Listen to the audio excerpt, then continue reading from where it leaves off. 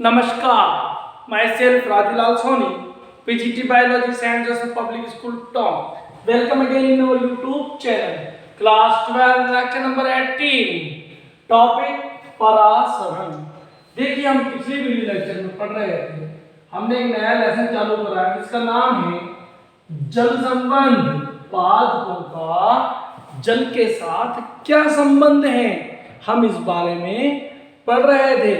अब जो जल संबंध है उसमें हमने पहला टॉपिक पढ़ा था विसरण. विसरण पदार्थ के अणुओं का अधिक सांद्रता से कम सांद्रता की ओर जाना विसरण कहलाता है. अब जो विसरण है वो पादपों के लिए एक आवश्यक प्रक्रिया का हिस्सा है या अन्य भी कोई चीजें हैं? जी हाँ, अन्य भी कोई चीजें हैं जिनमें अपन पढ़ रहे हैं परासरण. अब पहले परासरण को समझते हैं. परासरण और विसरण दोनों एक प्रक्रिया है, थोड़ा सा अंतर है, वो अपन को समझने की प्रक्रिया में समझना है. आराम समझिए. देखिए ये जल से भरा हुआ पात्र है और अब मैंने इसके अंदर क्या करा, 1 लीटर जल में 100 ग्राम, कितना, 100 ग्राम नमक डिसॉल्व कर दिया है, घोल दिया है. घोलने से मेरे पास एक विलयन तैयार हो गया जिसका नाम है नमक का विलयन. ठीक है. अब इस नमक के विलयन को मैं खाली कर रहा हूं, तैयार बनाना बता. खाली होने के बाद मैंने बीच में यहां पर एक झिल्ली लगा दी है.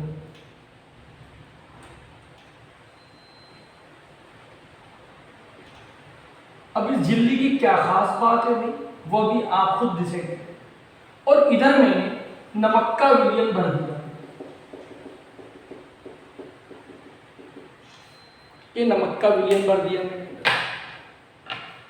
तो देखिए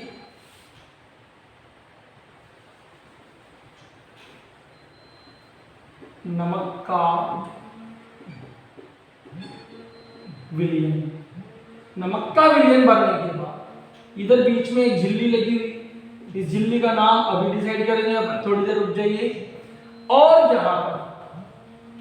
यहां पर हमने भर दिया इधर शुद्ध जल. कौन सा जल?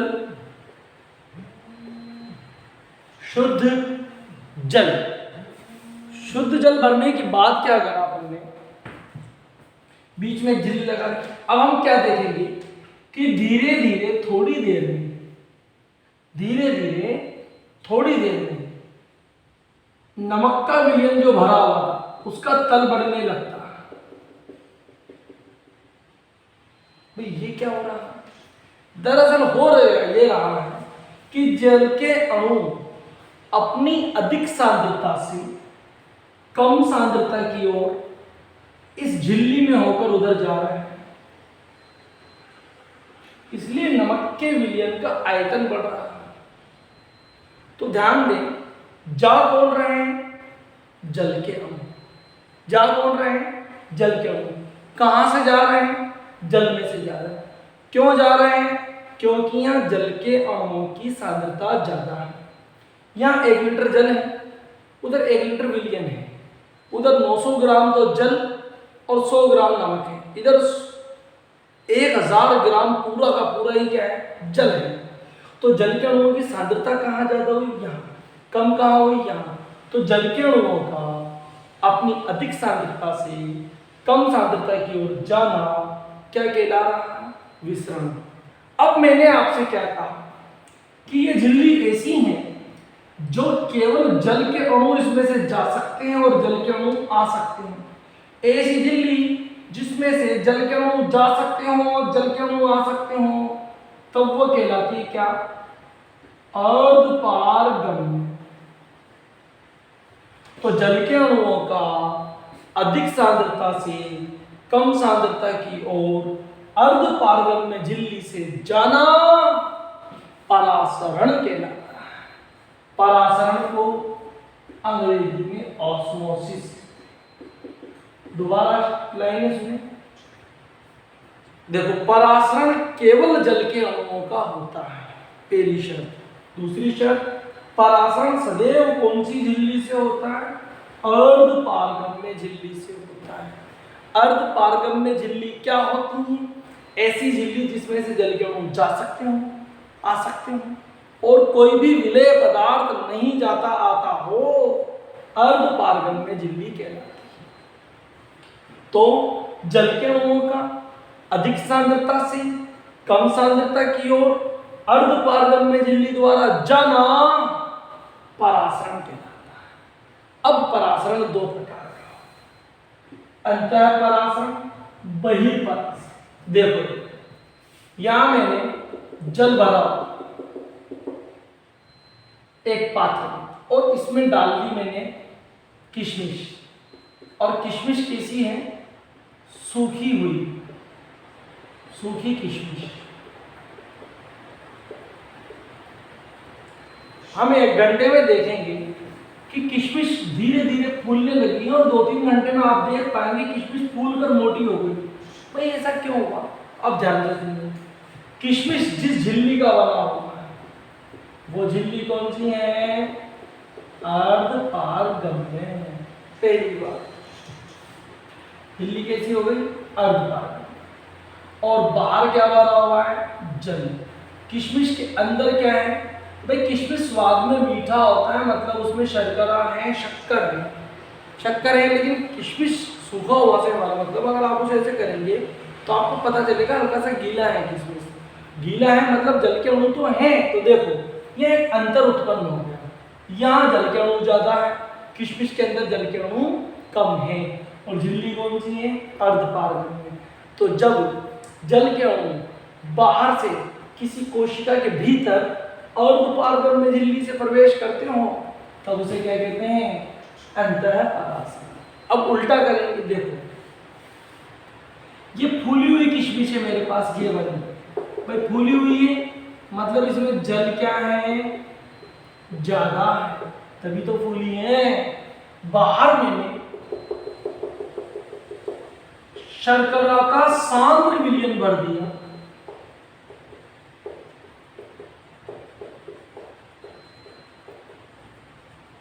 शर्करा के सांद्र विलयन से हमारा क्या मतलब है? चाशनी, शक्कर की चाशनी भर दी। अब नोट करें, शक्कर की चाशनी में शक्कर ज्यादा पानी कम, किशमिश में पानी फूला हुआ है, पानी ज्यादा शक्कर कम। पानी ज्यादा कहाँ है? पानी किशमिश के अंदर ज्यादा है, इसलिए जल के अणु अधिक सांद्रता से कम सांद्रता की ओर किशमिश से बाहर निकलने लगेंगे। इस प्रकार जल का परासरण द्वारा बाहर जाना क्या कहलाता है? बहिर्परासरण। अंग्रेजी में इसे एंडो ऑस्मोसिस और इसे एक्सो ऑस्मोसिस कहते हैं। अब आगे चलिए, परासरण के प्रयोग द्वारा और समझते हैं।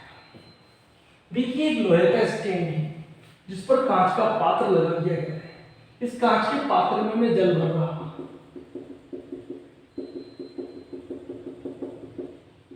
क्या भर दिया मैंने? जल। अब क्या करा फिर इसके बाद? जो कांच का पात्र है, देखो अपने ग्रामीण परिवेश में केरोसिन, डीजल, पेट्रोल गाड़ियों में, इंजनों में डालने के लिए अपने किप्पी काम में लेते हैं। ऐसी एक किप्पी है कांच की बनी हुई, इस किप्पी का नाम है थिसिल की।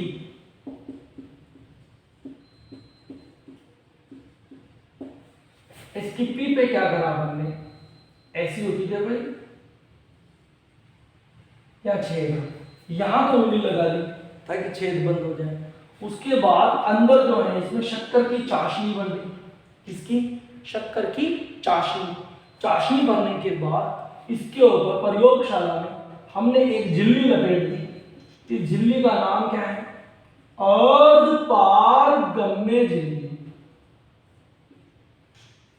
अब अर्ध पारगम्य झिल्ली इस थिसिल के मुंह पर अपन ने बांध दी। बांधने के बाद इस पूरी किप्पी को यूं कहीं उल्टा कर दिया, ये आ गई।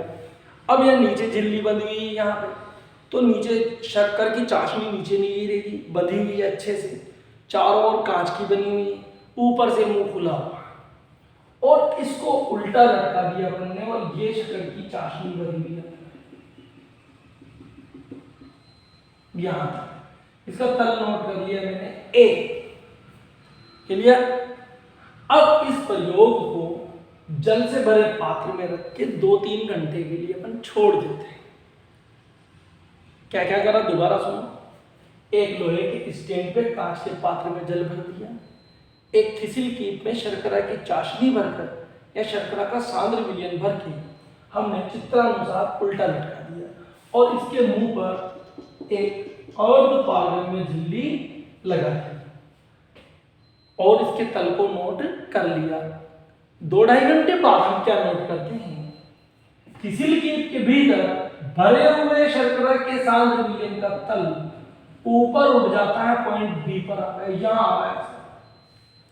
सवाल उठा, शर्करा के सांद्र विलयन का तल पॉइंट ए से पॉइंट बी पर कैसे पहुंच गया।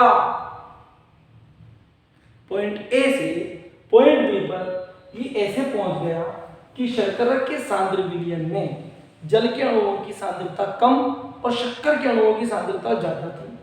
मतलब जल कम शक्कर ज्यादा, बाहर जल ही जल भरा हुआ है, अर्थात जल के अणुओं की सांद्रता क्या है, ज्यादा है।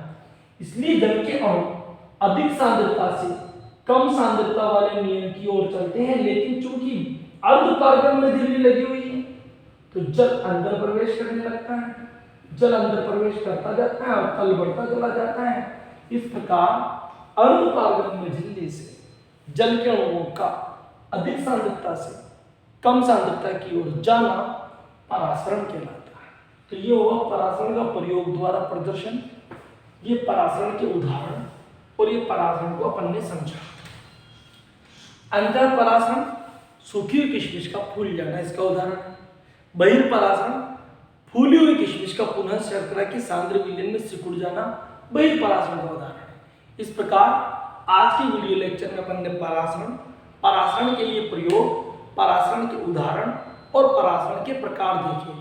मिलते हैं अगले वीडियो में, तब तक के लिए नमस्कार।